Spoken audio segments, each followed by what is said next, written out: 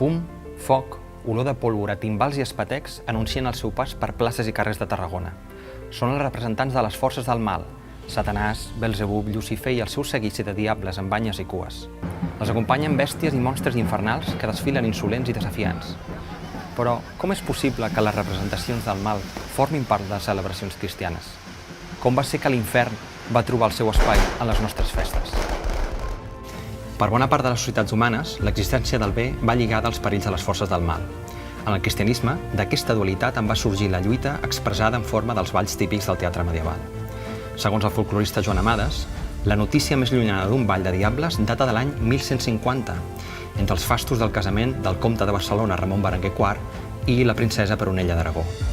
En el ball es representava la lluita de Llucifer i dels seus acòlits infernals amb Sant Miquel i els seus àngels, els quals, evidentment, sortien guanyadors. Del 1387 data el primer document que confirma la figura del diable a les festes del Corpus de Tarragona. La seva presència es va popularitzar arreu de Catalunya durant el segle següent. A la ciutat, la tradició com a ball parlat, amb personatges ben definits com Llucifer, la Diablessa i Sant Miquel, data com a mínim del 1426.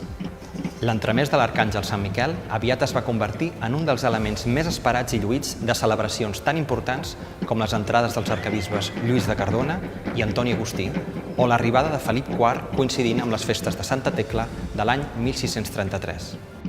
Des de l'època del barroc i fins al segle XIX, el ball de Sant Miquel i Diables el va representar el Gremi de Teixidors de Lli. Més endavant, també el va portar el Gremi de Boters i la Societat Cultural Artesana. Al segle XX, després de la dictadura franquista, el 1984 es va recuperar el Ball de Diables de Tarragona, així com els seus desvergonyits versots satírics. 6 anys després, el 1990, del Serrallo va sorgir la Colla de Diables Bonamar. A Tarragona tenim constància de barrejar pirotècnia i festes des del 1383. Amb el temps, el foc dels diables i les seves bèsties s'ha fet més potent, més captivador i més espectacular. Probablement, el moment culminant del foc, fum, llum i soroll ensordidor arriba amb el correfoc que tanca la celebració de Santa Tecla. I així fou com l'infern es convertí també en part de la nostra festa.